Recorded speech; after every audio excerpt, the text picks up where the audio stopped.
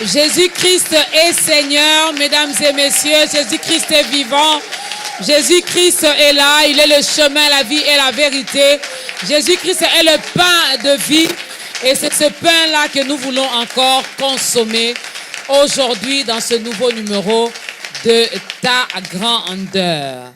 Et oui, je l'ai dit, il est le pain de vie, il est la parole. C'est cette nourriture que nous voulons encore manger. C'est ce pain de vie que nous vous apportons encore aujourd'hui dans vos maisons, dans vos bureaux, partout où vous vous trouvez finalement, pour vous servir. Parce que la Bible dit, l'homme ne vivra pas seulement que du pain, mais de toute parole qui sort de la bouche de Dieu. N'est-ce pas?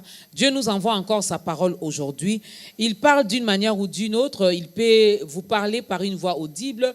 Il peut passer par ses serviteurs. Il peut passer même par un enfant. Il peut passer même par un fou. Il peut passer même par un animal. Dans la Bible, on a vu même les animaux parler. Donc, il est Dieu. Et il est souverain. Nous l'aimons tellement. Est-ce qu'on peut encore acclamer pour la grandeur de notre Dieu, le créateur de toutes choses? C'est lui qui a créé même cette journée. Et c'est lui qui a permis que la parole soit prêchée encore aujourd'hui.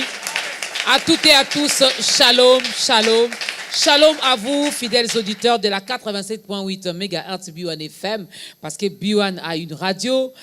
Shalom à vous, chers internautes. Shalom à vous, les habitués de ce programme, les fidèles téléspectateurs. Que la grâce et la fidélité de Dieu soient notre partage. Ne doutez jamais de la fidélité de Dieu et surtout ne doutez jamais de son amour.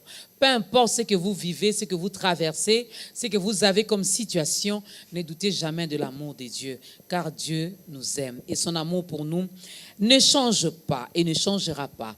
La grande équipe, je dis un grand merci à la grande équipe de Ta Grandeur, toujours fidèle à leur poste. Je vois les techniciens, le caméraman, le photographe, l'ingénieur de son, la maquilleuse. Je vois toutes ces personnes qui font que nous puissions travailler dans de très bonnes conditions. Un grand merci aussi à toutes les autorités de B1.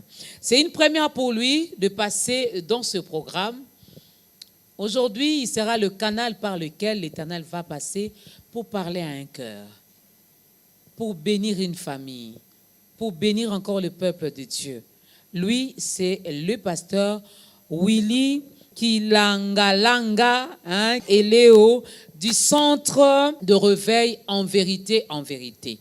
Centre de réveil en vérité, en vérité. En vérité, en vérité, Maman Dorcas vous dit que nous allons bien manger aujourd'hui. En vérité, Jésus-Christ est Seigneur, il ne change pas. Il est le même hier, aujourd'hui, éternellement. En vérité, c'est un bon confident. Il sait bien garder les secrets. Aujourd'hui, là, ça sera seulement en vérité, en vérité. Pasteur Jimmy, bienvenue sur ce plateau. Vraiment très ravi. Je bénis le Seigneur pour cette très belle opportunité d'être là et de communiquer la parole de Dieu. Amen. Tout va bien sinon? Oui, ça va. La grâce est là et ça nous suffit. L'Église se porte bien? Très, très bien, en bonne santé. Parce que le pain est donné au quotidien. Amen, amen, amen. Oh, ça j'aime, hein, ça j'aime. Amen. Alors vous êtes là pour partager avec nous la parole de Dieu, pour nourrir encore nos âmes, pour nous parler de la part du Seigneur. Mais d'entrée de jeu, on va commencer par là. Je l'ai toujours fait jour pour jour. Ça fait 10 ans que je commence toujours par là.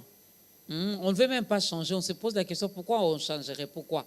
Quand c'est une première pour notre invité dans ce programme, on veut toujours connaître son histoire d'amour avec le Seigneur Jésus-Christ. Quand est-ce que cette histoire a commencé? Je bénis vraiment le Seigneur pour cette belle opportunité. Souvent, j'en parle rarement, mais c'est vraiment une histoire vraiment profonde. Parce que le fait que le Seigneur nous a appelés à ses côtés, le servir, ça date vraiment de très longtemps. C'est depuis mes 12 ans que j'ai rencontré le Seigneur Jésus et que je lui ai donné ma vie. Et vraiment, c'est depuis lors que je commençais à le servir. 3 mois déjà à ma conversion, j'étais déjà à l'église, je conduisais. Une année après, j'étais pasteur assistant. Et voilà, nous avons grandi avec le Seigneur. Et j'ai toujours dit, on n'a pas eu le temps de vivre notre jeunesse. On n'a pas eu le temps de s'amuser, de vivre, quand même qu'on avait certaines possibilités de le faire. Parce que mon père, c'est Dati Pétrole, celui qu'on connaît, celui qu'on a chanté. Celui qu'on a chanté. Oui, c'est mon père, je suis son fils. Bon, si j'étais encore de l'autre côté, j'allais faire un acapella. Je suis déjà né de nouveau, donc. Voilà, c'est un peu ça.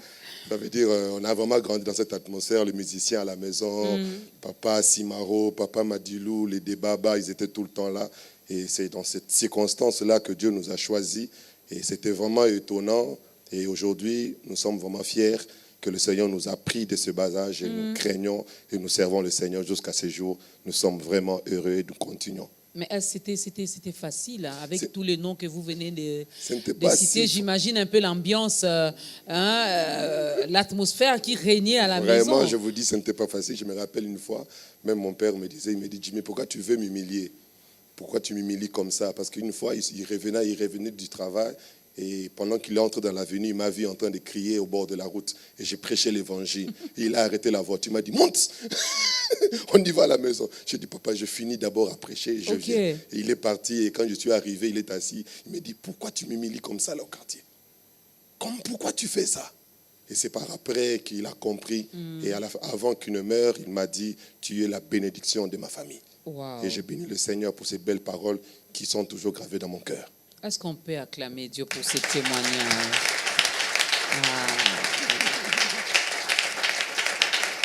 Dieu ne tient pas compte de l'environnement, de la famille. Lorsqu'il décide de vous choisir, lorsqu'il vous choisit, lorsqu'il décide de vous appeler, il est fait. Et rien ne peut l'empêcher de le faire. Hein, tous les noms que nous avons cités ici, vous les connaissez. Vous savez que c'était des grands musiciens. Il y en a qui sont déjà partis, des grands musiciens de notre pays, des grandes stars. Mais l'enfant vit, il ne manquait de rien. Ce n'est pas parce qu'il avait faim qu'il devait prêcher, non. Donc ils avaient tout. Les messieurs là, qui fut son papa, avaient l'argent. Mais Dieu l'a choisi. Amen. Dieu l'a appelé et lui, il a répondu à cet appel. C'est peut-être votre jour aujourd'hui, c'est peut-être l'occasion qui se présente aujourd'hui pour que vous puissiez également faire un pas. La parole est là, c'est Jésus qui est en train de frapper à la porte de votre cœur. Vers la fin, n'endurcissez pas votre cœur. Ayez ce courage-là de vous lever, de dire oui, d'ouvrir la porte pour que Christ fasse son entrée dans votre vie. Premier cantique. Ce matin, nous t'exaltons, Dieu. Nous sommes là pour ce que tu as déjà fait. Alors nous réalisons tellement combien tu es bon. C'est pourquoi nous sommes là pour t'adorer. Mélodie, bénédiction. Un chant doux et merveilleux. Tous les anges en amour. C'est bon, célèbre ton nom. Mélodie, mélodie, bénédiction. Un chant doux et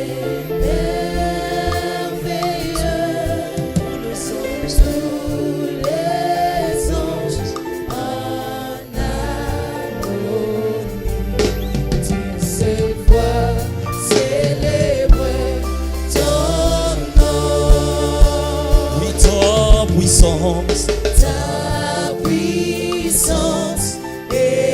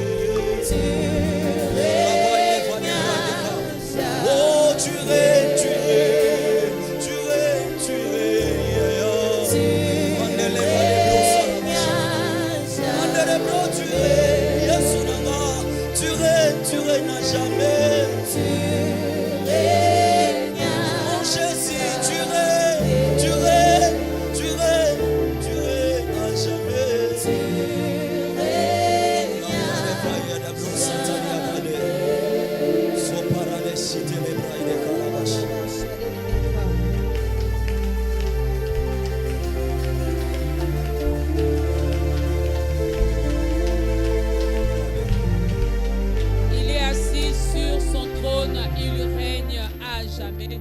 De génération en génération, il est Seigneur. De génération en génération, il est Dieu et cela ne changera pas. Assis sur son trône. Je l'ai toujours dit et je nous invite encore à suivre ce programme, non pas comme un simple programme télévisé, mais il faudra profiter bien de ce moment, de cette atmosphère céleste qui se dégage en ces lieux. Oui, l'Éternel, il est capable de tout. Là où vous êtes chez vous à la maison, vous pouvez recevoir également des choses si et seulement si vous y croyez et si et seulement si vous suivez avec des yeux spirituels, n'est-ce pas? Nous sommes là avec le pasteur Jimmy du centre de réveil En Vérité, mesdames et messieurs, c'est avec lui que nous allons manger. Alors moi, je nous souhaite bon appétit et je nous demande de nous installer confortablement pour bien écouter la parole, le message que l'Éternel nous envoie. Notre thème d'aujourd'hui, faux Christ, faux évangile. Faux Christ, faux évangile. Et comme texte de référence, nous sommes dans Galates chapitre 1er, le verset 6. Les autres passages bibliques, l'homme de Dieu nous les donnera au fur et à mesure que nous allons avancer dans ce programme. Qu'est-ce qui vous motive, pasteur Jimmy, de nous parler de faux Christ, de faux évangile? Moi, il y a une très grande nécessité parce que même par rapport au chant que nous venons de chanter, qu'il est assis sur son trône et qu'il règne à jamais. La plupart des chrétiens, quand ils voient le trône, ils lèvent les yeux vers le ciel. Mais ce que beaucoup de chrétiens ne comprennent pas, le trône, c'est nous. C'est là où il est assis. Ok. Et c'est là où il règne. Ça veut dire, le trône n'a jamais été en dehors. Ça veut dire, quand tu chantes ces chants et que tu réalises que le trône est en dehors de toi, automatiquement, tu es dans le faux évangile. Ça veut dire, dans le véritable évangile, il faut d'abord être conscient que je suis ce trône là où il règne. Et Dieu a fait de notre corps la maison, son temple, la chaise où Dieu est assis pour qu'il règne. C'est ainsi aujourd'hui, Dieu règne par nous. Il règne par les hommes qu'il a placés, ceux-là qu'il a reçus en Christ. Et qu'on n'a pas cette mentalité. C'est ainsi la nécessité de parler de ce thème est très important parce qu'il y a beaucoup de choses que les enfants de Dieu doivent être éclairés. La problématique est tellement énorme. Quand nous regardons la télé, quand nous regardons tout ce qui s'est dit autour du Christ, vraiment, je vous dis, c'est regrettable. C'est ainsi, Dieu nous a mis à cœur de venir passer ici et de parler au peuple de Dieu, afin de remettre Jésus à sa place. Wow. Et sa place, c'est notre corps. Wow. Nous sommes son temple, nous sommes sa maison. Mais que le Saint-Esprit nous aide, mesdames et messieurs, à comprendre tout ce qui sera dit en ces lieux, dans ce nouveau numéro de Ta Grandeur. Mais j'aimerais bien que nous puissions commencer d'abord par le vrai. Voilà. Parce que pour connaître le faux, il faut avoir la connaissance du vrai. Du vrai. Il faut maîtriser le vrai. Comme ça, lorsque le faux se présentera, vous serez capable de dire, là, c'est le faux. Très bien. Qui est le vrai Christ? Amen. Premièrement, d'abord, avant qu'on arrive à Christ, je veux d'abord qu'on aille d'abord à l'évangile. Okay. Parce que l'évangile parle de Christ. Alors, j'aimerais d'abord parler du faux évangile et alors on va parler du faux Christ. La première des choses, nous devons savoir, l'évangile, c'est quoi? L'évangile, c'est la bonne nouvelle. L'évangile, c'est le message de Dieu où je vais aller plus loin. L'évangile, c'est la doctrine même de Jésus-Christ. Okay. Parce que Jésus, quand il est venu sur terre, il a trouvé une doctrine. Et cette doctrine a vraiment duré depuis le temps de Moïse. Et on a même appelé la doctrine lévitique, même mosaïque. Et cette doctrine avait pris de l'ampleur. Ça a fait des années, même des décennies. Mais après quelques temps, il y a des disciples, ils ont constaté, même le peuple d'Israël ont réalisé qu'il y avait un monsieur qui est venu avec une doctrine différente de ce qu'ils ont connu. C'est ainsi, lorsque nous lisons Marc chapitre 1, le verset 22, la Bible dit qu'ils étaient frappés de sa doctrine parce qu'ils se disaient, mais quelle est cette manière de faire? Ils ne parlent pas comme les scribes, ni encore comme les pharisiens, mais ils étaient frappés par ce qu'ils disaient. Et une question se posait autour de cette personne. Ça veut dire, si nous comprenons, lorsque nous parlons de la doctrine, c'est une manière de voir, c'est une perception. Ça veut dire, quand est-ce que ça devient une doctrine? C'est lorsqu'une perception d'une personne veut s'imposer dans la vie des autres. Nous savons nous tous que chaque homme a une manière de voir les choses. Chaque personne a une manière de voir les choses. J'ai ma manière de voir les choses. Vous avez votre manière de voir les choses. Et chaque homme a une manière à sa conception de la vie. Et cette conception a pris souvent origine peut-être à l'environnement, le lieu où tu es sorti, et ça t'a donné cette perception. Et Jésus maintenant avait une perception qui était aussi attachée à son environnement. Qu'est-ce qui arrive? Lorsque quelqu'un prend ses pensées ou prend sa perception et veut l'imposer dans la vie des autres, afin que les autres ne voient plus comme eux, mais voient comme lui, c'est alors que nous parlons maintenant de la doctrine. La doctrine, c'est le fait de ramener les autres à voir comme toi. Les ramener, à l'air obligeant d'oublier leur manière de voir et de voir comme vous êtes en train de voir. Et lorsque Jésus est venu sur terre, les hommes avaient une manière de voir les choses, ils avaient une manière de définir les choses. Mais qu'est-ce qui a fait que la manière de définir les choses de l'homme avait changé? Tout a commencé à l'Éden. Pourquoi nous disons tout a commencé à l'Éden? Parce que quand Dieu a créé l'homme, là nous sommes dans Genèse chapitre 1, le verset 27, la Bible dit Dieu créa l'homme. Nous allons constater, j'ai toujours dit, Dieu n'a pas créé Adam, mais Dieu a créé l'homme. Adam, c'est une conséquence. Adam, c'est une nature. Adam, ce n'est pas un nom. C'est-à-dire, quand nous lisons la Bible, nous allons comprendre, Dieu n'a pas créé Adam. De la même manière aussi, Dieu n'a pas créé les diables.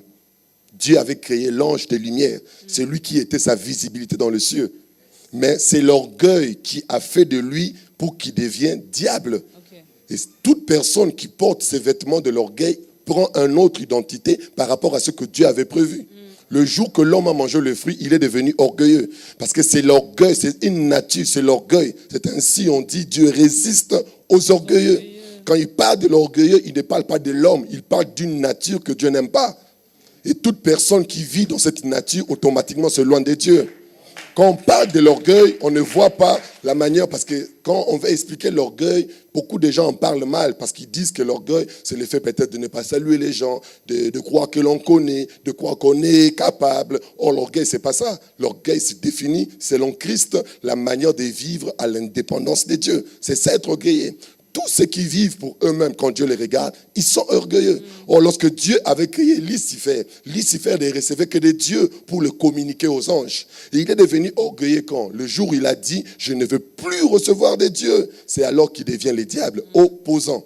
De la même manière aussi, lorsque Dieu a créé, Dieu n'a pas créé Adam. Dieu a créé l'homme. Et également aussi, Dieu n'avait pas créé Ève, mais Dieu avait créé la femme. Pourquoi nous disons cela? Parce qu'il faut que beaucoup des enfants de Dieu qui nous suivent arrivent à comprendre qu'il y a une différence entre Adam et l'homme. L'homme que Dieu avait placé à l'Éden avait une perception différente. Il voyait des choses d'une autre manière. Voire même, nous lisons Genèse plus bas, la Bible dit que Dieu même a ramené les animaux vers l'homme et Dieu était assis là. Et Dieu regardait comment l'homme réagissait, comment l'homme les nommait. Et ce sont les animaux. Tu vas constater, l'homme n'a jamais eu peur. Il n'a jamais eu peur d'un lion, il n'a jamais peur d'un animal, parce qu'il connaissait, sa perception était autre chose. C'est ainsi lorsque Moïse fouillait devant le serpent, dans Exode, Dieu lui dit, mais pourquoi tu fouilles? Tu as oublié ce que tu étais au commencement. C'est parce qu'il voit maintenant le serpent comme ennemi. Mais tandis qu'il était là, l'Éden, ce n'était pas son ennemi. Dieu lui dit, mais pourquoi tu fouilles? Tiens par la quai. Et lorsqu'il tient par la quai, le bâton de revient. Ça veut dire quand on perd sa position, même sa perception tombe. Et l'homme, lorsqu'il a péché, dans Genèse chapitre 3, la chute de l'homme a fait que l'homme est devenu pécheur. L'homme est devenu péché. Adam a perdu l'homme a perdu la nature, il est devenu Adam. Et c'est quand vous lisez Genèse chapitre 1, Genèse chapitre 2, Genèse chapitre 3, on ne parle pas d'Adam. On dit Dieu appela l'homme. Où es-tu? Dieu dit à l'homme. Dieu appela la femme. Mais c'est dans Genèse chapitre 3, le verset 20, que la Bible, c'est pour la première fois que le nom d'Adam et Ève va apparaître. C'est Adam qui appelle maintenant. Il dit, on t'appellera femme. On t'appellera plus femme, on t'appellera Ève. Mais lorsque nous lisons plus haut, dans Genèse chapitre 2, il dit, quand c'était la première fois que l'homme voit la femme, qu'est-ce que l'homme dit? Il dit, voici cette fois-ci, l'os de mes os, la chair de ma chair, on t'appellera femme. C'est l'homme qui appelle femme. Mais quand il devient Adam, Adam appelle Ève. Quand la perception change, même la nomination aussi change. L'homme qui donnait le nom selon la pensée de Dieu commence à donner le nom selon sa conception. Or, nous réalisons nous tous, femme veut dire aide, tandis que Ève veut dire mère. Celui ou celle qui était pour l'homme, quelqu'un qui devait l'aider. Et lorsque l'évangile n'est plus annoncé, lorsque l'évangile ou la perception de Dieu n'est plus, qu'est-ce qui se passe? L'homme regarde maintenant la même femme, il l'appelle, maintenant tu deviens mère, celle qui va accoucher. C'est ainsi aujourd'hui, tous ceux qui ne sont pas en Christ, quand ils regardent la femme, ils ne regardent pas selon la doctrine du Christ. Ils voient quelqu'un que je dois faire accoucher. Et quand une femme aussi n'accouche pas, elle s'est dit que je n'ai pas de valeur. Parce que sa conception en elle-même, c'est mère. Mais quand nous remettons dans le contexte initial, nous allons comprendre que la femme, c'est celle qui va aider. Il est possible de ne pas avoir des enfants. Mais si mon mari atteint l'objectif de sa vie, tu es une femme. Très bien. Et c'est très important. Et c'est ce qu'il fait aujourd'hui. Et quand l'homme a péché, l'homme commençait à tout définir par rapport à lui. Et Dieu dans le ciel était triste parce que l'homme ne voyait plus comme lui. C'est ainsi, Dieu a essayé avec Abraham, mais ça n'a pas été. Il a essayé avec Moïse, ça n'a pas été. C'est alors Dieu lui-même s'est décidé, non, fais-moi un corps, afin que je rapporte à l'homme ma perception. Ainsi, quand Dieu arrive par les revêtements, parce qu'il est écrit qu'au commencement était la parole, car la parole avait tout créé, et cette parole s'est faite chair. Cette parole est venue habiter parmi nous. Pourquoi elle est venue? Le but principal, c'était maintenant de venir instaurer la doctrine christique, qui est la perception de Dieu. Okay. Mais ce qui est regrettable aujourd'hui, lorsque nous suivons la plupart de ceux qui nous enseignent aujourd'hui, quand ils nous parlent de l'évangile ou ils nous parlent de la parole de Dieu, ils ne se basent que sur la perception de l'homme, mais pas sur la perception de Dieu. C'est ainsi l'évangile doit être prêché dans nos églises pour que les hommes qui sont humains commencent à revoir des choses divinement, que l'humain disparaisse et que le divin devienne une réalité. C'est ce qui fait, il est possible de voir un chrétien qui a peur devant un cancréla, de voir un chat passer, il dit moto, moto, moto. C'est parce que sa conception est humaine. Le jour où l'évangile est annoncé, l'homme redevient à sa place. Il n'est plus Adam, il devient l'homme. C'est pour cela que Jésus-Christ est né. Jamais on l'a appelé le fils d'Adam, mais on l'appela le fils de l'homme. Pourquoi? Parce que l'homme qui était resté à l'Éden n'a pas eu d'enfant. Ok. L'homme qui avait la perception de Dieu à l'Éden n'a pas eu d'enfant. Il est resté stérile. C'est pour ça que dans Ésaïe 55, on dit à la femme, on dit rejouis-toi. Tu auras des fils plus nombreux que la femme qui accouche. Ça veut dire, Anna, c'est l'image de la femme.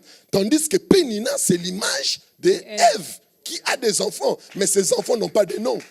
Ces enfants n'ont pas de titre. Mais d'Ève est sorti un fils qu'on appelle Samuel, qui est venu redonner de la beauté dans le sacerdoce. Là où les prophètes, les sacrificateurs ont échoué. Et lui, il est revenu pour arranger ces choses. Et cette autre personne, c'est Jésus-Christ. L'évangile, c'est la bonne nouvelle. Nous devons retourner, nous devons rentrer à la doctrine christique. C'est comme ça que vous l'avez appelé. Très bien. Mais tous ces hommes que vous êtes, les hommes de Dieu, lorsque vous prêchez, c'est au nom de Jésus-Christ que vous prêchez. Très bien. Lorsque vous prêchez, c'est en utilisant la Bible avec des versets bibliques. Il y en a même qui disent, qui se tapent la poitrine pour dire « Je connais la Bible ». Il peut ou ne pas ouvrir, il connaît le passage, il est dit. Et comme ça, et vous pensez, ce n'est pas la bonne parole, la bonne nouvelle. Déjà, ce n'est pas l'évangile. Ce n'est pas l'évangile parce que Jésus n'est pas un nom à citer. Jésus, c'est une nature à vivre. Ça veut dire le fait déjà de croire que Jésus est un nom, on n'est plus dans l'évangile. C'est ainsi aujourd'hui, il dit tout ce que vous demanderez en mon nom. Il ne dit pas par mon nom. C'est en son nom. Ça veut dire le en représente aussi le lieu. Ça veut dire il faut être dans ce lieu pour que ta prière soit exaucée. Beaucoup prient, mais ils ne sont pas en. Et la plupart de prédicateurs nous enseignent de demander par. C'est comme si je demandais une chose et je mets une signature. Jésus, non. Jésus n'est pas une signature. Jésus, c'est une vie que Dieu nous a donnée, qu'il a bénie. Et tous ceux qui vivent cette vie reçoivent la bénédiction qui est attachée à cette vie.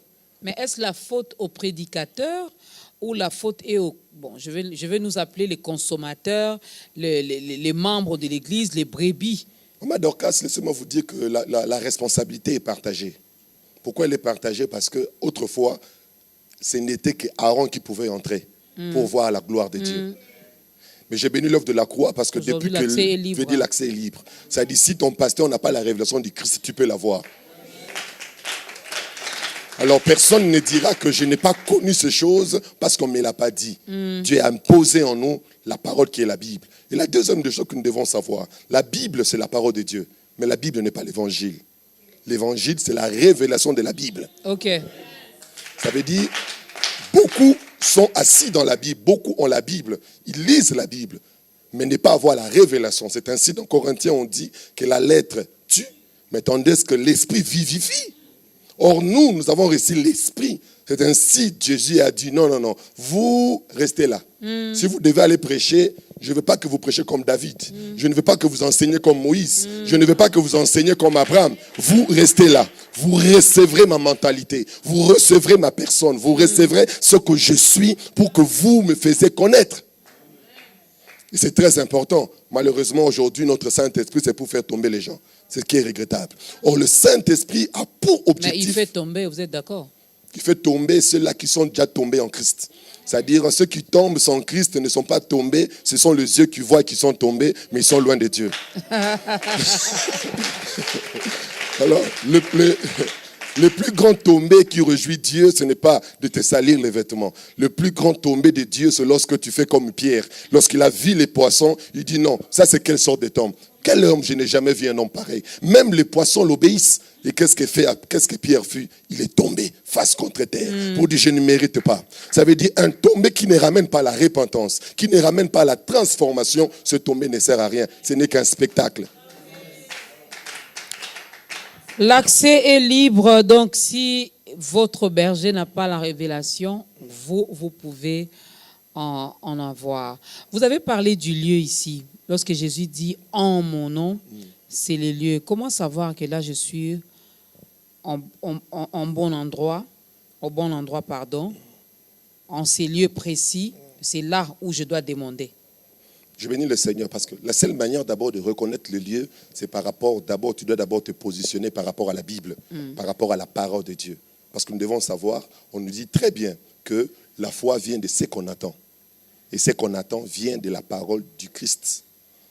J'aime bien l'interprétation ou bien l'écriture de Louis II qui parle de la parole du Christ. Parce que déjà, la plupart des prédicateurs ne savent pas faire la différence entre la parole de Dieu et la parole du Christ.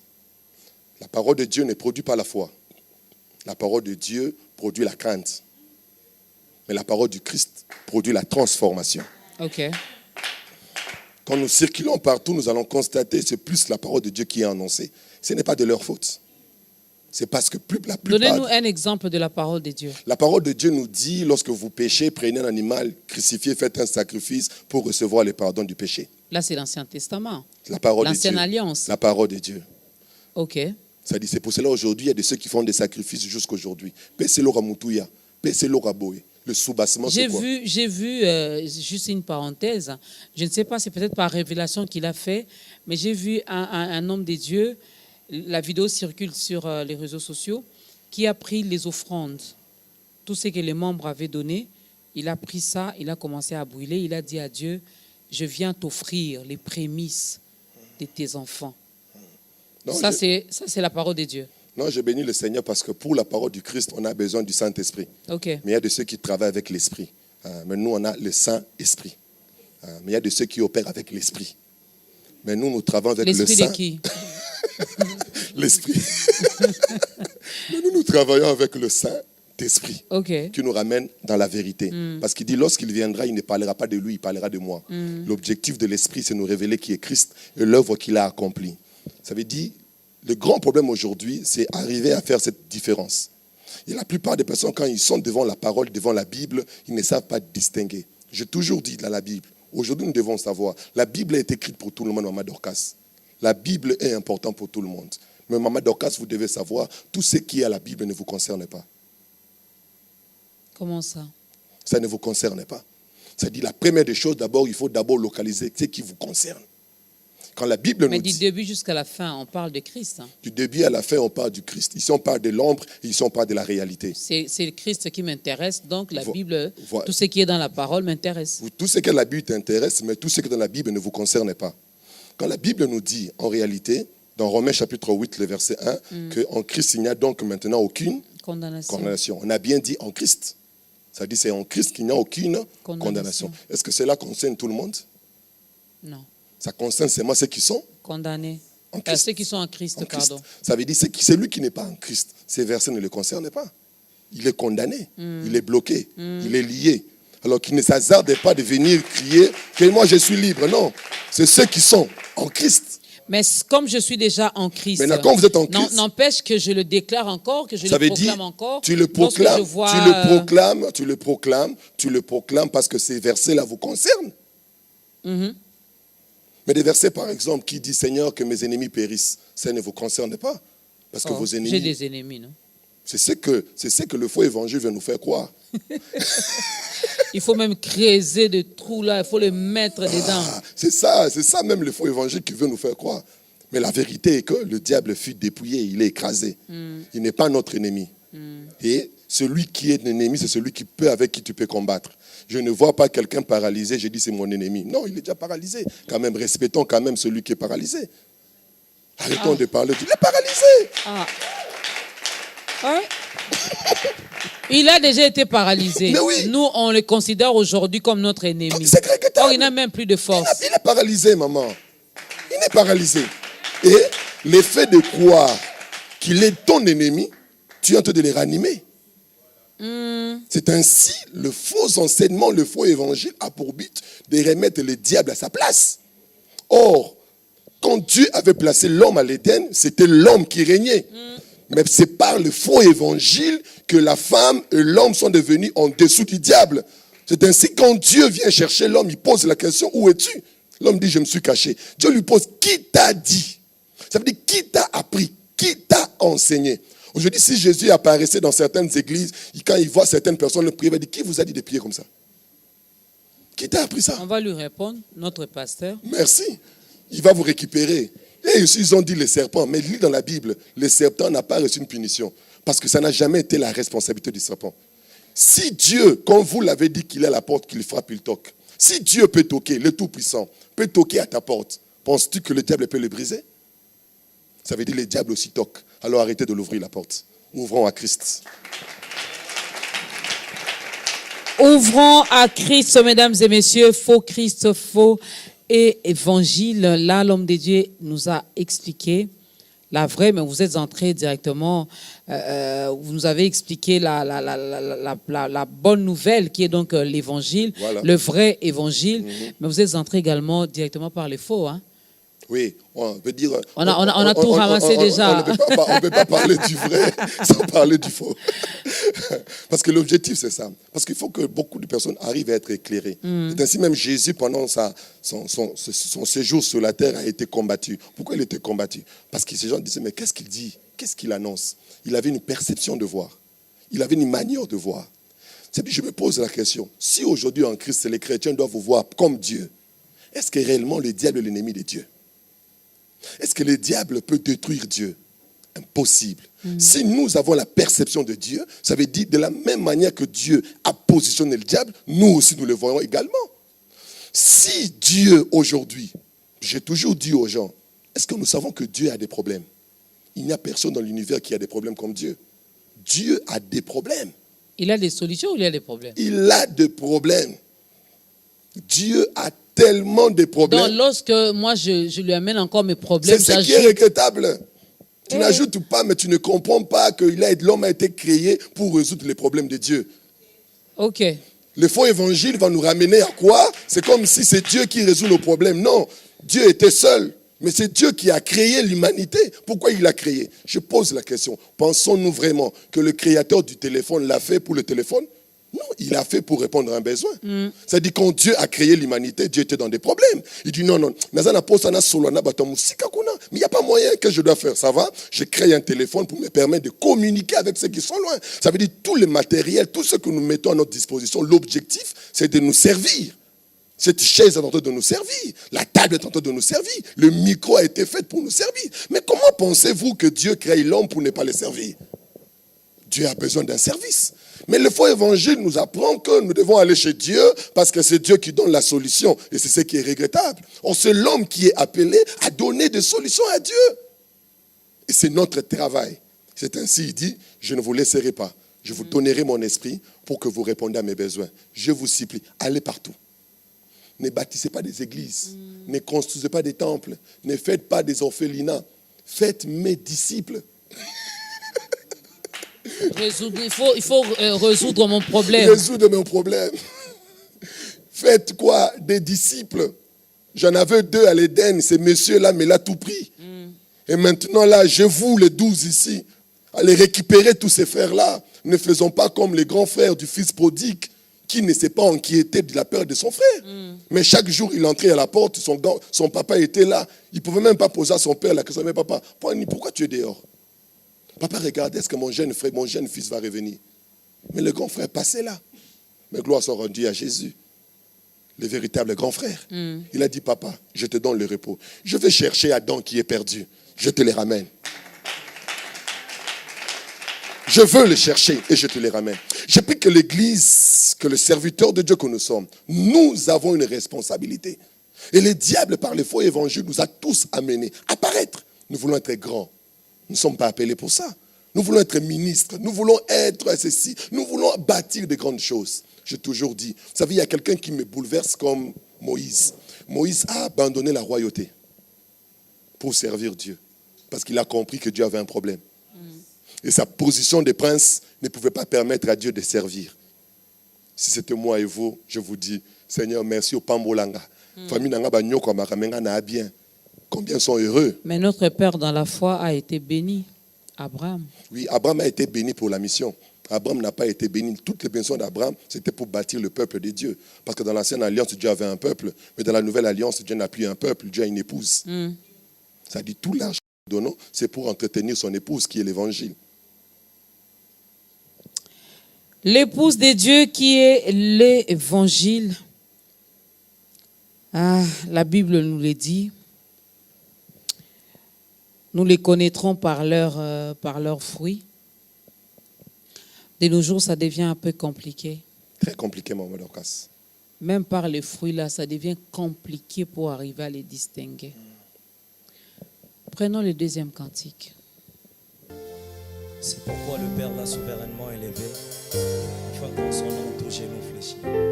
Sois élevé, Jésus. Nous sommes là pour t'élever. Jésus,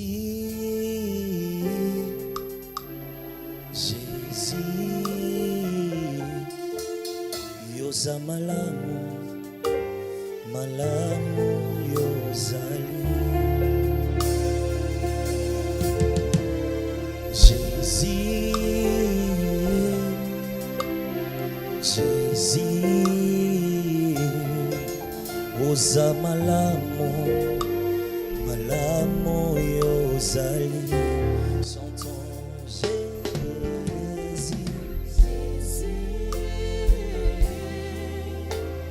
Jésus, oza malamu, oza malamu.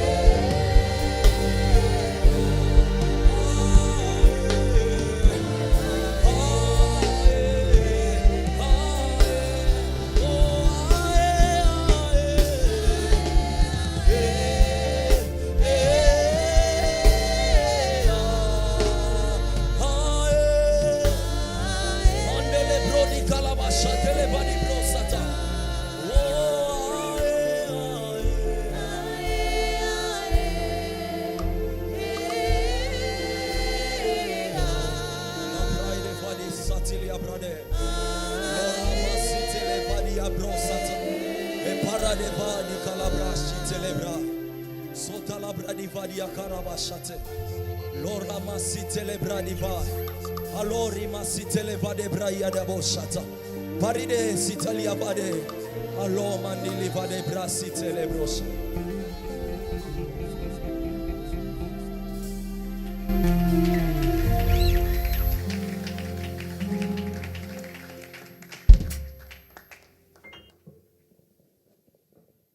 Faux Christ, faux évangile, mesdames et messieurs, c'est notre thème d'aujourd'hui. Et nous sommes avec le pasteur Jimmy qui est là et qui nous bénit énormément. Pasteur Jimmy, je le disais avant ces cantiques, la Bible nous dit que nous les reconnaîtrons par leurs fruits. Et lorsque nous regardons ce qui se passe, finalement, il y a confusion. Il y a confusion entre le vrai et le faux. Cette confusion aussi est très importante parce que Dieu a dit aux semeurs qui ont sémé la bande, qui ont sémé les blés en leur disant laissez. Laissez-les. Le comble, c'est quoi? Il faut que le faux apparaisse. L'objectif, que l'ennemi vient s'aimer les faux. Il ne sème pas le faux pour que le faux grandisse, non. Le but, tu le sais, que quand nous allons voir le faux, nous allons automatiquement tout refuser. Ok. Et c'est ça l'objectif. Les faux ne sont pas là pour grandir, pour bâtir des choses, non. Ils sont là pour seulement salir les vrais. Et Dieu le savait. Il dit non, il ne faut pas les déraciner. Parce qu'en voulant enlever le faux, vous risquerez aussi d'enlever les vrais. C'est ainsi, ce qui est très important, c'est d'avoir la connaissance de l'évangile, la compréhension de la parole de Dieu pour juger les choses. Et la seule manière de bien juger, c'est d'avoir la perception. Nous devons quitter l'humain et voir comme Dieu. Et quand on commence à voir comme Dieu, j'aimerais vous dire, c'est compliqué. Comme on le disait au départ, Dieu n'a pas de produits, il a des problèmes. Il a besoin des hommes qui vont donner des solutions. As-tu vu Dieu pleurer parce qu'il a un problème? Non. As-tu vu Dieu craindre parce qu'il a un problème? Combien des hommes l'insultent? Combien des hommes sur la terre n'ont pas donné, refusent, disent du mal de Dieu? Mais quand nous lisons Psaume chapitre 2, il dit celui qui est assis sur le trône rit. Ça dit se moque d'eux. Si Dieu peut se moquer de ceux-là qui les rejettent, qui l'abandonnent, à combien plus forte nous? Alors quand tu vois un chrétien devant de telles conditions, pleurer, se plaindre, ça dit qu'il n'a pas encore eu la conception de Dieu. Et lorsqu'on reçoit la conception de Dieu, nous réagissons comme Dieu. C'est ainsi la nécessité de prêcher l'évangile dans l'église est très importante. Et ce qui s'est fait aujourd'hui. Et quand on vient à l'église, on vient entendre ce que nous sommes. Nous, au lieu de connaître ce qu'il est pour qu'on découvre ce que nous sommes. C'est pour ça dans 1 Pierre, chapitre 4, verset 17, on dit, tel il est, tel nous sommes. La plupart des personnes viennent devant moi, pasteur, je vais connaître, Dieu m'appelle à quoi? Qu'est-ce que Dieu veut de moi? Qu'est-ce que je suis? J'ai toujours répondu en disant, le jour où tu cherches à connaître qui tu es, c'est le jour où tu te perds. Mais la seule manière de savoir qui tu es, fais une étude sur Jésus, tu comprendras qui tu es. Parce que Jésus, c'est le prototype de l'homme qui était à l'Éden. Nous devons connaître Jésus, nous devons connaître Jésus. Si on arrivait finalement à comprendre, à avoir la vraie connaissance de Dieu, la vraie connaissance de notre Seigneur Jésus-Christ, je me dis, il y a certaines prières que les chrétiens ne feront plus. J'ai béni le Seigneur parce que ma prière est que vous m'ameniez là, par rapport à la prière. Et j'ai béni le Saint-Esprit qui est au contrôle de l'émission et qui nous amène là. Et là, j'entre directement au faux Christ. Et quand nous parlons du faux Christ, le faux Jésus, c'est le Jésus qu'on nous a toujours présenté qui va faire. Le Jésus qui va élever, le Jésus qui va bénir, le Jésus qui va faire que 2023 soit extraordinaire. C'est le faux Jésus qu'on nous présente quotidiennement. Un Jésus futuriste. Mais or, en réalité, le fait de présenter un Jésus futuriste, c'est combattre ce qu'il a fait dans le passé. Ok. Et qu'est-ce qu'il a fait dans le passé? Il cria, tout est accompli. L'accomplissement est parfait et complète. Elle est totale. Totale. Il n'a plus à faire. Il a fait. Il a déjà fait. Ça veut dire maintenant, l'homme ne peut plus pousser Dieu à faire. Dieu a fait. Nous avons tous appris. Qu'est-ce que Dieu a fait le 7e jour? Il se reposa. Calmement. Parce qu'il a fini son travail. Même si l'homme est venu perturber le 7e jour, le repos de Dieu. Mais Dieu l'a retrouvé dans l'éternité à Golgotha. Et jusqu'aujourd'hui, 2023 ans passés, Dieu est en paix. Parce que Jésus lui a introduit dans une paix éternelle. Et maintenant là, si nous devons prier, nous ne devons pas prier pour que Dieu fasse. Parce que la prière ne fait pas faire Dieu. Dieu a déjà fait. Mais la prière nous introduit dans ce qu'il a déjà fait. Ça veut dire, si quelqu'un déjà dans le départ prie pour avoir du travail, il ne recevra jamais du travail parce qu'il veut demander à Dieu de faire. Mais celui qui connaît l'évangile, qui a reçu le véritable Christ, il comprendra ce que la Bible nous dit dans Jean 4, 14. Il nous dit, lorsqu'il viendra, il vous conduira. Ça veut dire maintenant là, nous avons besoin d'une conduite vers ce qu'il a fait. C'est déjà fait. C'est déjà accompli. Vous êtes déjà bénis de toutes les bénédictions. Mais qu'est-ce qu'il vous manque? Un conducteur. Le conducteur nous a été donné aussi. Il nous a été donné. Jésus a dit, qu'il m'en aille. Voilà. Mais lorsque le conducteur n'a pas la place pour faire son travail, ça veut dire aujourd'hui, le conducteur n'a plus sa place. Combien de gens font des choses par eux-mêmes? Combien de personnes viennent à l'église? Quand il a de l'argent, il sait ce qu'il va faire. Je ferai ça, je ferai ça, je ferai ça. Combien de personnes dépensent leur argent selon eux? Parce que dans la pensée de Dieu, lorsque Dieu a créé l'homme, le premier homme à l'Éden, Dieu ne l'a pas créé dans son indépendance. L'homme dépendait de Dieu. Parce que la volonté de Dieu, Dieu veut que l'homme dépende de lui, pas par obligation, mais volontairement. C'est ainsi qu'il donna à l'homme le libre arbitre. Mais Dieu veut, il donne à l'homme la possibilité de choisir, mais il veut que l'homme le choisisse. C'est normal, c'est notre Père. En tant que fils, en tant que fille, nous dépendons de donc nous devons dépendre de notre Père qui est Dieu. Oui, nous dépendons de lui. Maintenant, cette dépendance, c'est soumis par rapport à ce qu'il a prévu pour nous. Ok. Nous comprenons, nous tous, que Dieu a déjà fait, Dieu a déjà prévu, Dieu a déjà préparé. Tout est déjà là. Mais c'est à nous de nous laisser conduire par celui-ci, afin de vivre pleinement ce qu'il a fait. Ainsi, quand nous rentrons dans le livre de Genèse, dans le chapitre 1, la Bible dit clairement, dans le verset 2, que la terre était informe et vide. Et la Bible va plus loin en disant, les ténèbres couvraient. Nous comprenons ensemble que c'est les ténèbres qui a fait en sorte que la terre soit informe et vide. Ça veut dire l'informe et le vide ne sont que de conséquences. Mais qu'est-ce qui a produit ça? C'est la présence du ténèbre. C'est ainsi dans Genèse chapitre 1, le verset 3, Dieu dit que la lumière soit. Il donne la solution au problème qui a produit ces conséquences. Mais lorsque la lumière est arrivée, ce n'est pas automatiquement que la terre a pris une forme. Mais la lumière est venue pourquoi? La lumière vient pour rendre la terre capable de produire ce qu'il est. Et c'est ce qui est très important. Maintenant, qu'est-ce qui se passe? Et là, maintenant, Dieu commence à parler à la terre en lui disant, produis ceci, fais cela. Et nous avons tous vu comment la terre a quitté l'informe et vide pour devenir très bon. Tout est sorti de la terre. Mais quand nous lisons la Bible dit que la terre était informe et vide. Mais en réalité, quand nous comprenons sur la volonté de Dieu, la terre n'a jamais été vide. Elle avait une forme, mais c'était caché. Il manquait une parole. Et la terre devait se soumettre. Et nous allons voir maman Dorcas. Vous allez voir, c'est écrit noir sur blanc. C'est Dieu qui disait à la terre, produis la verdure. C'est la terre qui produisait. Ce n'est pas Dieu qui produisait. Non. C'est la terre qui produisait. Lui, il a juste parlé. Lui, il a parlé. Et aujourd'hui, nous parlons dans cette émission. Je prie qu'une terre produise la verdure. Dieu parle. Et quand il parle dans cette parole libre qu'il libère, il y a tout. Et si l'homme le reçoit et se soumet à ce que Dieu a dit, nous allons vivre le merveille. Et aujourd'hui, il est regrettable.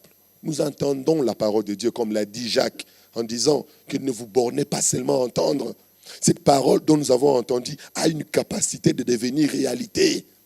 Et c'est là où il y a les problèmes. C'est là où beaucoup de chrétiens aujourd'hui, ils accusent le diable.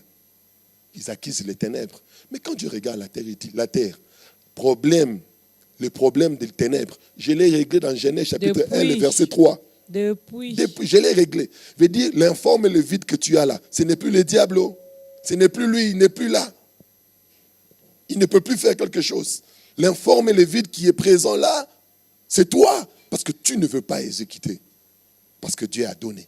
Et cette lumière, quand nous lisons Genèse chapitre 1, Jean chapitre 1, nous comprenons que cette lumière, c'est Jésus-Christ. Amen. Ça veut dire, le jour où l'homme est tombé, l'homme est devenu informe et vide.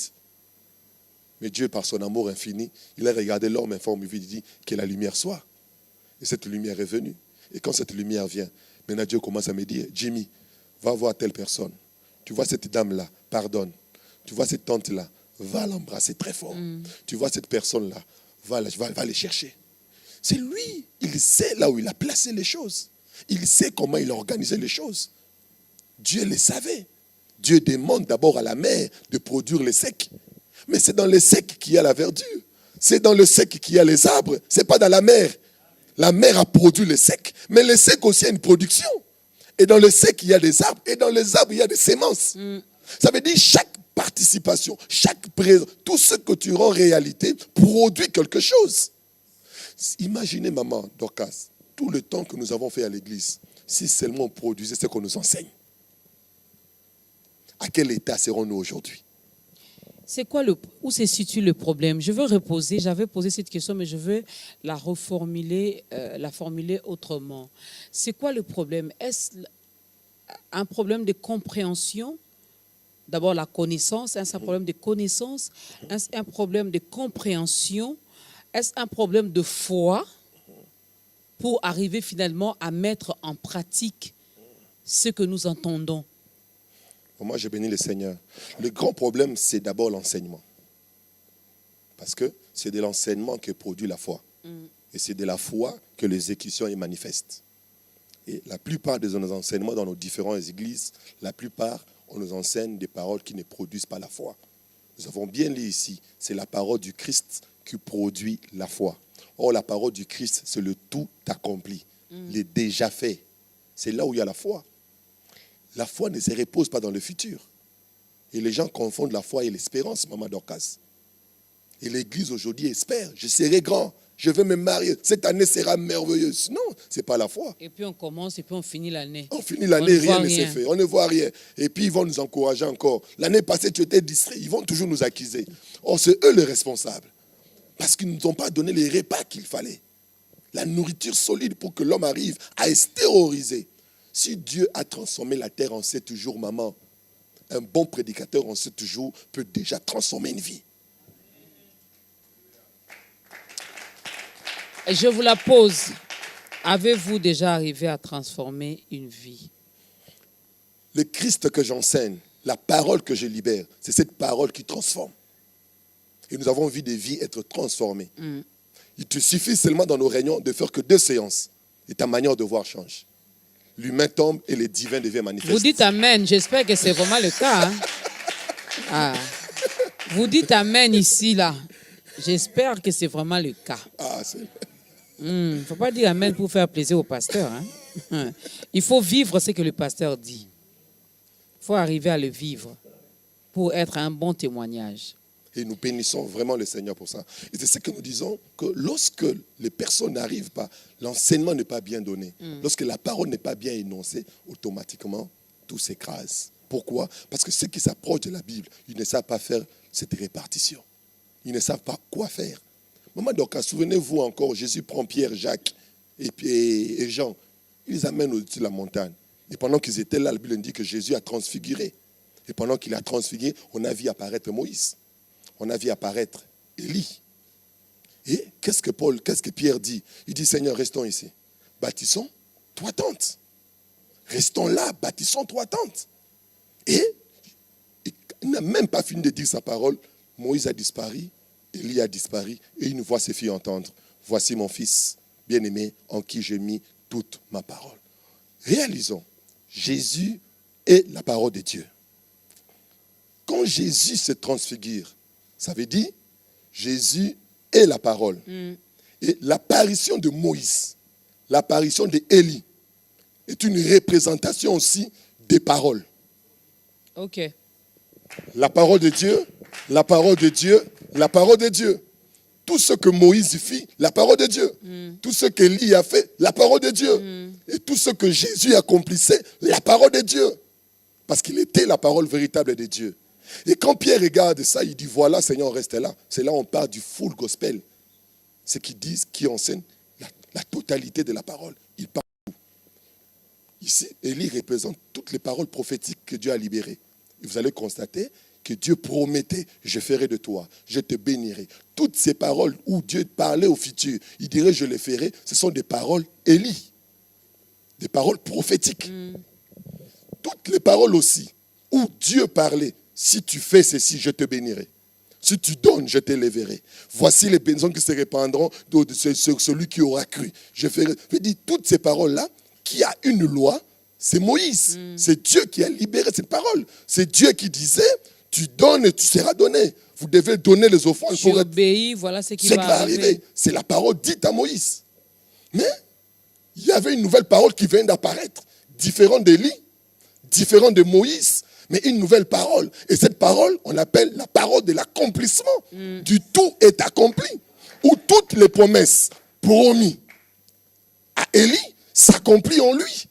Où toutes les conditions à appliquer par Moïse est appliquées par lui.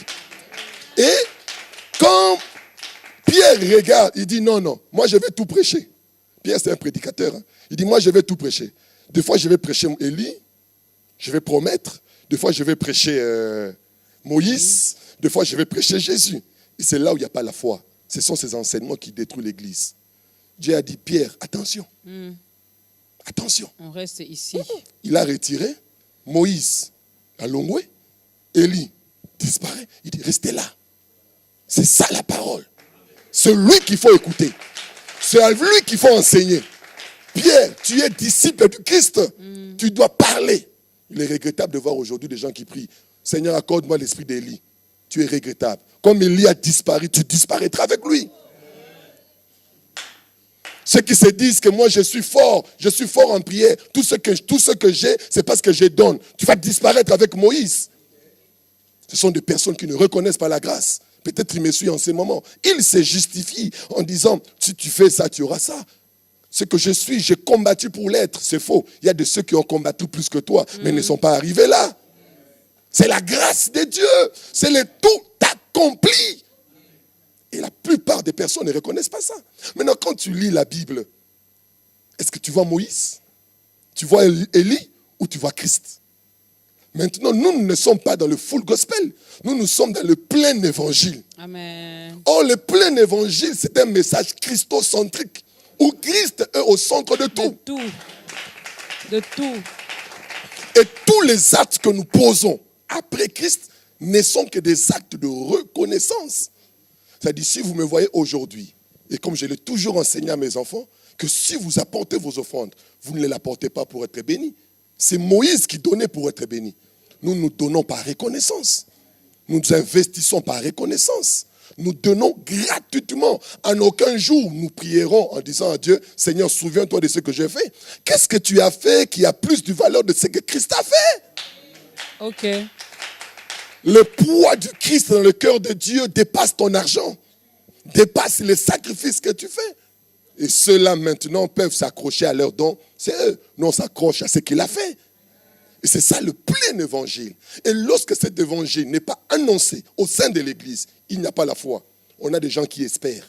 C'est ainsi, lorsque nous lisons la Bible dans Luc, chapitre 18, le verset 8, Jésus pose la question. Il dit, quand le Fils de l'homme viendra, trouvera-t-il de la foi? Il va trouver l'espérance.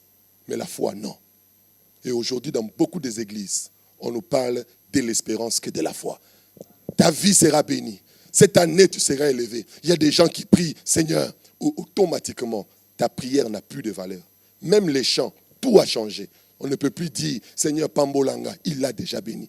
Et ainsi, celui qui est en Christ ne chante pas tout. Non. Il sélectionne. Mais il y a des chantres aujourd'hui qui chantent le plein évangile. Zambekanisa, Longolango. Zambekanisa bangomba la mata. Longola mama. Ngomba nini yo matie le kingomba Yesu. Comment nous voulons nous accrocher dans ce que nous faisons au lieu de nous accrocher à ce qu'il a fait? Il a accompli des choses plus glorieuses qu'aucun homme n'a pu le faire. Il est le seul qui a réjoui le cœur de Dieu. Il est le seul qui a donné à Dieu une paix. La paix qu'il donna à Dieu n'est pas temporaire. La paix est éternelle. C'est grâce à lui que nous avons le repos. C'est grâce à lui que nous sommes dans l'assurance. C'est la personne de Jésus que nous devons enseigner à l'église. Et aujourd'hui, on a remplacé. Et nous sommes dans le full gospel. Ce qui a détruit aujourd'hui l'enseignement. Or, le full gospel détruit. Dieu n'est pas dans ça. Dieu est dans le plein évangile. Juste une question de curiosité. Toutes ces personnes, le full gospel a amené ce qu'il a amené, mais avec ceux qui sont dedans et qui ont cru, on voit quand même qu'il y en a, lorsque nous le regardons, nous voyons qu'il y a vraiment un changement, il y a eu une transformation, il y a eu élévation, il y a eu progrès. Comment vous expliquez cela? J'ai béni le Seigneur pour ça. J'ai toujours posé la question. N'est-ce pas lorsque Moïse a frappé, l'eau a coulé, non? Mais Dieu n'était pas avec lui. Non. Merci.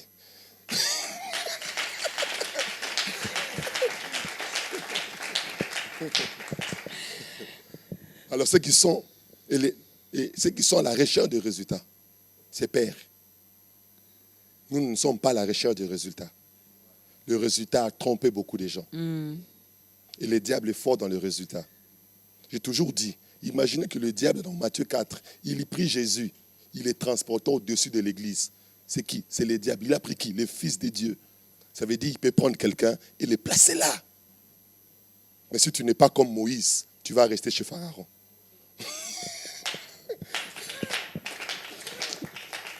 Nous allons aider également. Il y a encore beaucoup de choses à dire. La parole de Dieu est une lampe. Que cette lampe nous éclaire. Que cette lampe nous aide à voir clairement, à voir distinctement, tel que Dieu veut que nous puissions voir. Pasteur Jimmy, regardez votre caméra. Aidez cette personne je veux le dire, à ouvrir la porte de son cœur et que Christ fasse son entrée. Hier, quelqu'un me disait, arrêtez de dire que la personne reçoive Jésus-Christ dans sa vie comme Seigneur et Sauveur. On ne le compare pas à une autre personne. Voilà. Il n'est pas comme, il est. Il est le Sauveur. Il est le Sauveur. Il n'est pas comme le Sauveur. Il n'est pas comme le Seigneur. Il est le Seigneur. Il est le Sauveur. Aidez cette personne à recevoir le Sauveur et le Seigneur dans sa vie. Je bénis le Seigneur vraiment pour l'opportunité qu'il m'accorde. Ce n'est pas un hasard que le Seigneur a permis que vous tombiez sur cette émission. Vous savez, durant toute la vie de Pierre, Pierre vécut sur terre, il pensait qu'il était pêcheur de poissons. Et toute sa vie, il était à la recherche de se faire plaisir à ses enfants et à sa femme. Mais un jour, il a rencontré un homme qui lui a révélé ce qu'il était en réalité. Et depuis lors, Pierre a compris qu'il n'a jamais été pêcheur de poissons, mais il est pêcheur d'âmes. Et depuis lors, il a changé. Je sais que ce que tu es, ce n'est pas ce que Dieu a prévu pour toi. Ce que tu vis, ce n'est pas ce que Dieu veut pour toi. Dieu a prévu quelque chose de meilleur. Mais tu dois savoir, le plan de Dieu ne peut pas commencer si la porte n'est pas ouverte. Si tu ne laisses pas la place de conduire. Il veut te mener au-delà. Il veut te conduire au-delà de ce que tu ne peux imaginer. Et il est là. Il ne t'oblige pas. Il ne te condamne pas. Il ne te dit pas, abandonne ceci, laisse ceci. Car il est le seul qui le fera en toi. Il est celui qui sème en nous le dégoût et change notre vie. Mais ce que le veut, il veut entrer seulement. Il est là. Si seulement tu pouvais ouvrir ton cœur et dire ces paroles après moi. Seigneur Jésus, je me sens perdu. J'ai besoin de toi. Et je veux que ma vie ne soit plus le même. Que j'adhère dans ce que tu as prévu pour moi. Au nom de Jésus-Christ. Amen. Que Dieu te bénisse.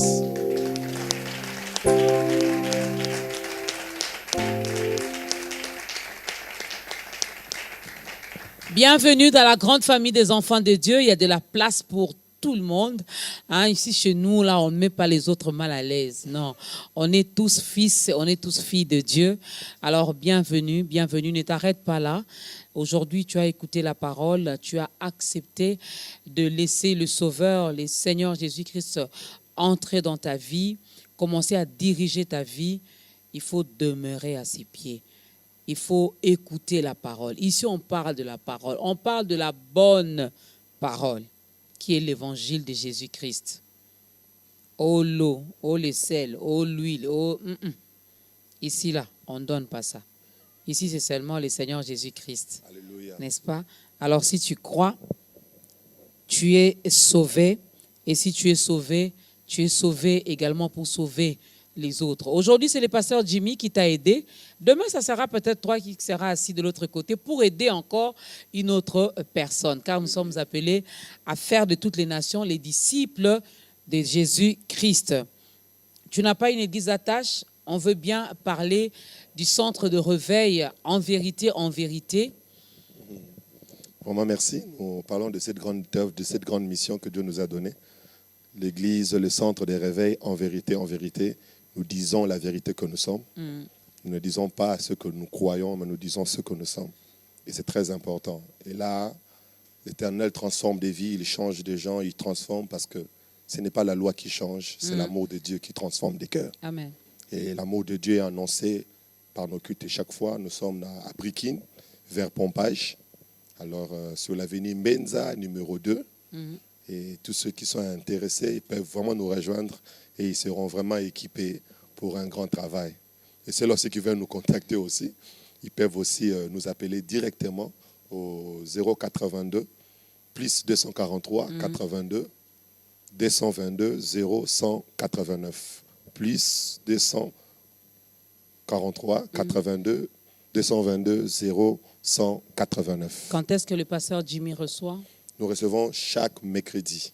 Je suis à l'église chaque mercredi de 13h à 19h. Et les cultes, les heures des cultes? Le culte, on a culte mercredi, on a culte vendredi et le dimanche, nous avons 2 cultes de 8h à 10h et de 10h30 à 12h30.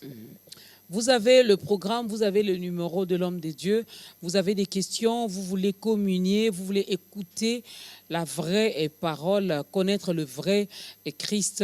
Donc l'adresse vous est donc donnée. N'appelez pas les pasteurs. Oh, pasteur, on a bien qui non. Et regardez aussi à quelle heure vous pouvez appeler. Les chrétiens, nous devons être bien éduqués, nous devons être bien polis. Nous devons également, comment je peux le dire, avoir les bonnes manières et aussi savoir vivre. Il ne faut pas appeler l'homme de Dieu à 2 heures du matin, pour ceux qui sont au Congo. Pour ceux qui sont aux États-Unis, 2 heures du matin de chez nous, vous là-bas, il fait encore jour. On peut comprendre. Mais comprenez aussi qu'ici, il est 2 heures et que l'homme de Dieu se repose. N'est-ce pas? Donc, il faut toujours bien faire les choses, car nous sommes enfants de Dieu. On peut parler du brochure? Oui. Nous avons un cours qu'on a mis à la disposition des enfants de Dieu, c'est-à-dire un cours par correspondance. Parce on s'est dit qu'il y a beaucoup de gens peut-être qu'on ne peut pas atteindre, mais grâce à ces enseignements, ils peuvent les entendre et être transformés. Et nous parlons ici c'est dévêtir et c'est revêtir. Ok. C'est dévêtir et c'est revêtir. Et là, nous avons compris par la grâce de Dieu, lorsque Dieu avait créé l'homme, Dieu avait revêtu l'homme de sa gloire. Et malgré sa nudité, c'est qu'il était revêtu, il ne pouvait pas le voir. Et qu'est-ce qui se passe? Après que l'homme est chuté, l'homme a couru pour prendre les feuilles de figuier pour se vêtir.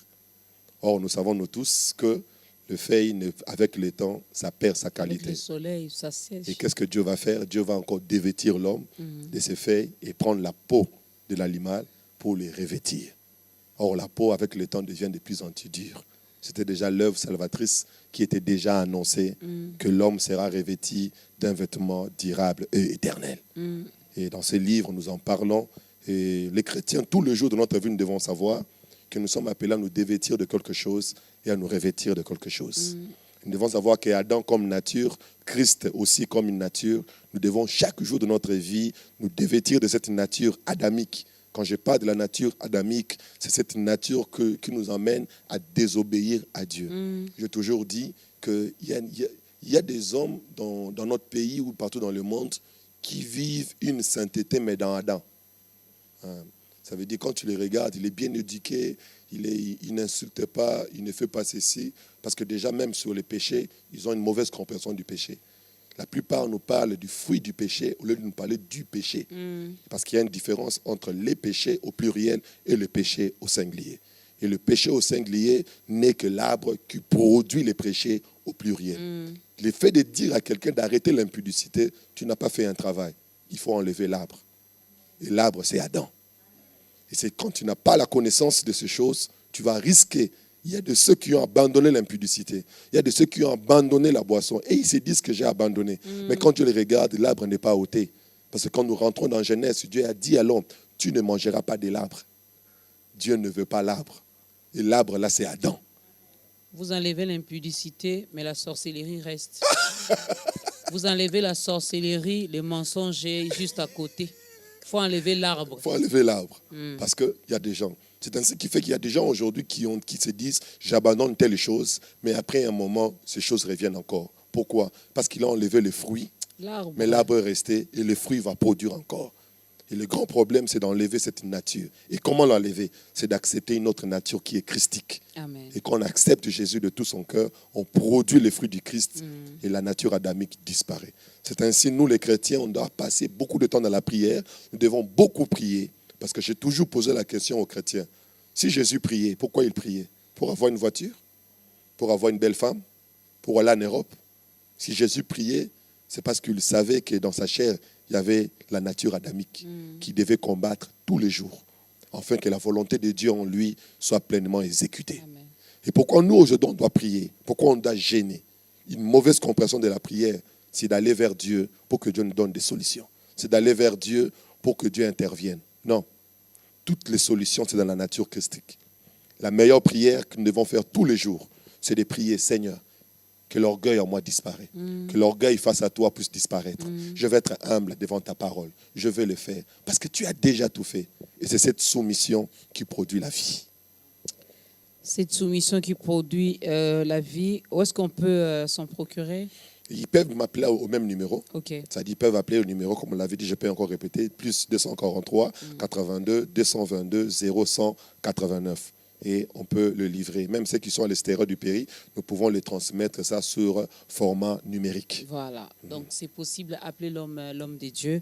La connaissance, c'est vraiment une très, très, très bonne chose.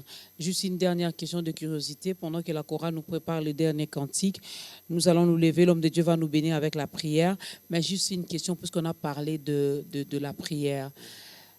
En 20 secondes, même en 10 secondes, Pasteur Jimmy, quand est-ce qu'il faut prier? Il paraîtrait qu'il y a des heures où le ciel est ouvert. Quand vous priez directement, ça monte, ça entre, la réponse descend. Déjà, c'est une mauvaise compréhension de parler du ciel ouvert. Parce que la Bible dit, Jésus a dit à Nathanaël, vous verrez désormais le ciel ouvert sur les fils de l'homme. Le ciel n'est pas ouvert sur Maman Dorcas. Le ciel n'est pas ouvert sur moi. Le ciel est ouvert sur les fils de l'homme. Pour bénéficier de ce ciel, il faut être dans les fils de l'homme. Alors, tous ceux qui sont dans les fils de l'homme, ils ont déjà le ciel ouvert. Comment parler des heures? Il faut évangile. Oh, il y a les heures, non, pour prier. Ah, la télé, il y a les heures. Minuit, moi je vous donne. Moi je vous donne les heures, on conclut par là. Voilà. Minuit. Minuit. Surtout on a au zénith. 5 heures. Très bien. Ah non, j'ai sauté minuit, 3 heures, 5 heures, 12 heures, 15 heures, 18 heures. Waouh. C'est bon? C'est ce que je dis, c'est mécanique. C'est comme un homme qui disait à sa femme, on va parler à 12 heures, 15 heures, 18 heures. Mais je pose la question, c'est un époux ou c'est un directeur? Les autres heures là, il faut laisser parce qu'il a des choses à faire. Sa vie, c'est ma vie. Tout ce qu'il est, c'est pour moi. Son investissement, c'est moi. Merci, Pasteur Jimmy. Vous avez compris? Il n'y a pas d'heure pour chercher Dieu. Il n'y a pas d'heure précise. Nga ezalaka ba 3 heures. Bon, ça dépend. Ça dépend. Mais Dieu est là. Notre papa est là. Il est toujours à l'écoute. En tout cas, moi, mon mari, s'il me dit, chérie, tu m'appelles seulement à 6h, à 12h, je lui poserai la question. Et entre 7h et 11h, parce que tu es où, avec qui, tu fais quoi? Alléluia. Hein? Donc, quand j'ai envie de l'appeler là, même maintenant en pleine émission, je peux prendre mon téléphone, je lui fais un message. Voilà. Lorsqu'on aime là, il n'y a pas d'heure. Oh. Il n'y a pas d'heure. Ah, oh, Seigneur. Alors, j'aime Dieu. Dieu m'aime. Moi aussi, je l'aime. Il n'y a pas d'heure. Mais ceux qui parlent d'heure, là, il faut venir ici nous expliquer. Est-ce que c'est le faux ou c'est le vrai évangile? C'est ici que ça va se passer. Merci à vous. Merci à la grande équipe. Merci à vous. Retenons ce programme. Ta grandeur, 10 ans, jour pour jour, 2013 à 2023. Nous sommes déjà en 2023. Donc là, nous sommes en route vers les 10 ans. C'est au mois d'août que nous allons organiser une grande célébration. Mais déjà là, il y a des activités que nous allons commencer, des plateaux spéciaux. On va faire parler certains hommes de Dieu qui nous ont bénis à travers ce programme. Donc, Maman Dorcas viendra frapper à vos portes. Je l'ai dit ici à la télé. Ici, c'est la télé. Hein? Je viendrai frapper, chers pasteurs, chers serviteurs, chers fils de Dieu. Dès qu'on vous dit que c'est Maman Dorcas qui est là, il faut dire au protocole là, laisse entrer Maman Dorcas. Je viendrai. Déjà, la prière, je sais que vous priez pour nous. Continuez à nous soutenir spirituellement. On en a vraiment besoin. Mais on viendra aussi parce que l'évangélisation demande les moyens. Donc, lorsque moi je viendrai là, je viendrai demander. C'est le vrai évangile, hein? Demandez, on vous donnera. Oui. C'est le vrai, hein? Je suis dans le vrai. Je viendrai demander et vous me donnez. Il y a des choses que nous devons changer dans notre plateau. Nous devons organiser, louer les lieux. Hein? Alors, tout ça, ça demande de l'argent. Soyez pardon. Ne nous privez pas, hein? Ne nous fermez pas vos portes. N'est-ce pas? C'est pour une bonne cause, parce que je passerai ici pour vous donner les différentes activités que nous allons réaliser. En tout cas, que Dieu nous fasse encore du bien. 10 ans aujourd'hui, nous espérons. Pasteur Panima, vous espérez. Merci. Je crois qu'il y aura 15 ans, il y aura 20 ans, il y aura 25 ans. Je sais. Voilà, c'est une rediffusion. Je sais. Voilà. Car l'Éternel nous a déjà précédés. Merci. Pasteur Jimmy, bénissez-nous avec une courte prière et nous allons danser pour la gloire de Dieu.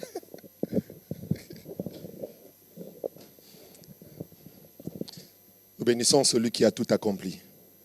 Il a tout fait et nous y croyons. Je prie, Seigneur, qu'après ce culte, après ce moment, qu'il y ait quelqu'un qui se laisse conduire par le Saint-Esprit, afin qu'il vive pleinement ce que tu as déjà fait. Nous quittons l'espoir, nous entrons dans la foi. Tu as tout fait et nous te louons avec cri de joie et nous acclamons le Seigneur. Yes. Gloire à toi, Jésus. Est-ce qu'on peut acclamer le Seigneur? Moi, mon lolo, pour la gloire de mon Jésus. Élevons nos mains dans le ciel, célébrons le roi de rois, lui qui était, qui est. Il demeure Dieu à jamais. Élevons nos mains dans le ciel. Célébrons le roi de rois. Lui qui était, qui est. Il demeure Dieu. Oh, élevons nos mains dans le ciel. Célébrons le roi de rois. Lui qui était, qui est. Il demeure Dieu. Oh, élevons nos mains. Élevons nos mains dans le ciel. Dans le ciel. Célébrons le roi de rois. Lui qui est. Lui qui était, qui est. Oh, élevons nos mains dans le ciel. Dans le ciel. Célébrons le roi de rois. Lui qui est. Alléluia. Est-ce qu'on peut danser un peu pour Jésus? On y va.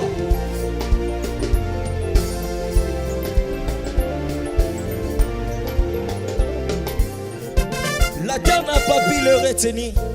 La tombe n'a pas pu le contenir. Il demeure Dieu dans ma vie. Oh. Il demeure Dieu à jamais. La terre n'a pas pu le retenir. La tombe n'a pas pu le contenir. Il demeure Dieu, mon Jésus. Oh. Il demeure Dieu. Oh, élevons nos mains. Élevons nos mains dans le ciel. Dans le ciel. Célébrons le roi de rois. Célébrons le roi de rois. Lui qui était, qui est. Célébrons le ciel, Célébrons le roi de gloire. lui qui est écrit. Je déclare à jamais, à jamais, à jamais, il demeure Dieu. Oh, à jamais, À jamais, à jamais, à jamais, à jamais. à jamais, il demeure Dans ma Dieu. famille, dans mon église, à jamais, à jamais, à jamais. À jamais, il demeure Oh, dans Dieu. ma santé, il demeure Dieu, à jamais, à jamais, à jamais. Est-ce que tu peux acclamer? Azalina bomo ile lolo bilibela. Azalina bomo ilelo libela. Oh, abongwana kate olelo libela. Azalina bomo ilelo libela. Ya Yesu azali ndenge moko lelo libela. Azalina bomo ilelo libela. Yesu azali na bomoi lelo libela. Azalina bomo ilelo libela. Yesu ni wangu wa uzima wa milele. Yesu ni wangu wa uzima wa milele. Shabana wani wangu wa uzima wa milele. Yesu ni wangu wa uzima wa milele. Wa milele, wa milele, oh wa uzima, Baba wa uzima, wa uzima, oh wa uzima, Yesu wa uzima.